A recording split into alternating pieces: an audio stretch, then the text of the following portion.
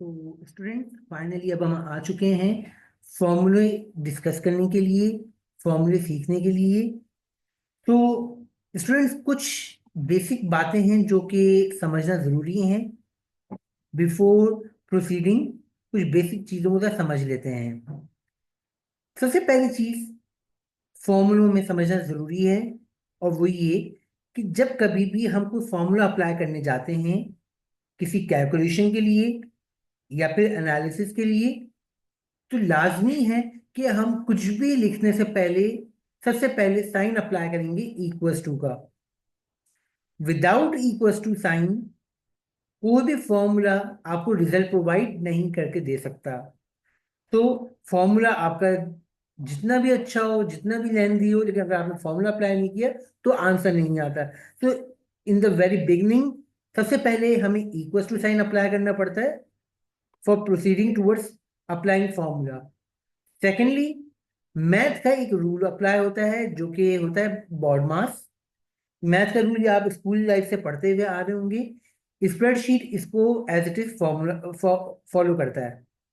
तो इस बॉड मास रूल के मुताबिक हम जानते हैं कि सबसे पहले ब्रैकेट ऑफ होता है, देन डिवीजन, मल्टीप्लिकेशन, एडिशन और सब्ट्रैक्शन।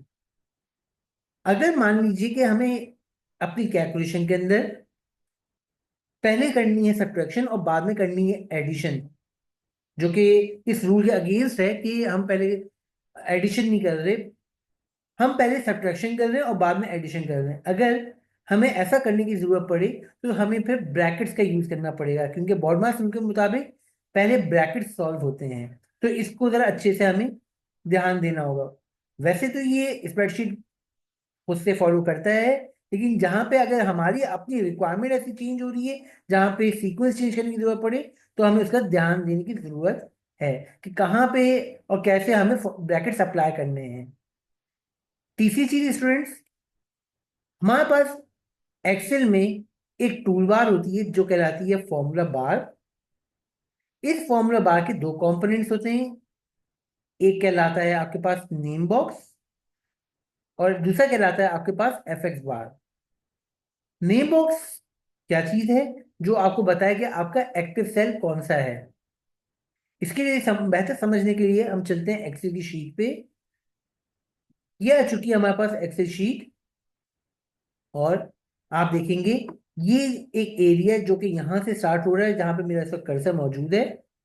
यहां से लेकर straight straight towards right side, ये आपके पास एक एरिया जो कहलाता है फॉर्मूला बार, जिसके हमने कहा कि दो कंपोनेंट्स हैं।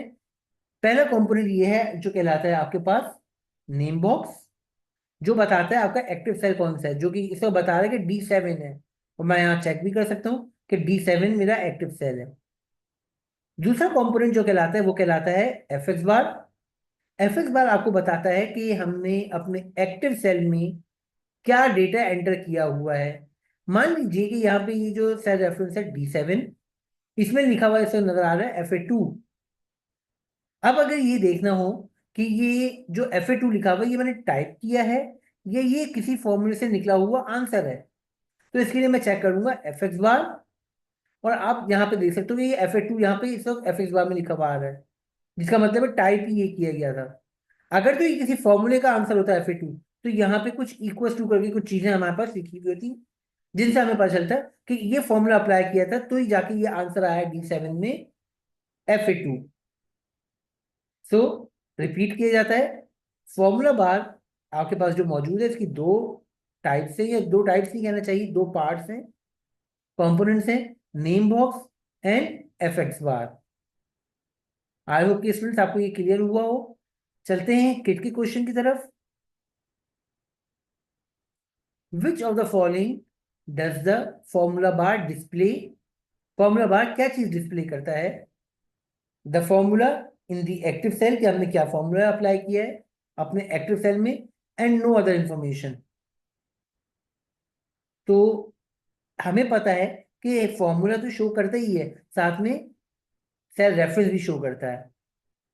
Option B, the location of the active cell and the formula in the active cell. Active cell की लोकेशन बताता है और हमें फॉर्मूला बताता है कि हमने इसमें क्या फॉर्मूला एक्टिव सेल में अप्लाई किया है। This is going to be correct option. Option C, the formula in the active cell, हमने अपने एक्टिव सेल में क्या फॉर्मूला अप्लाई किया and the result of the formula.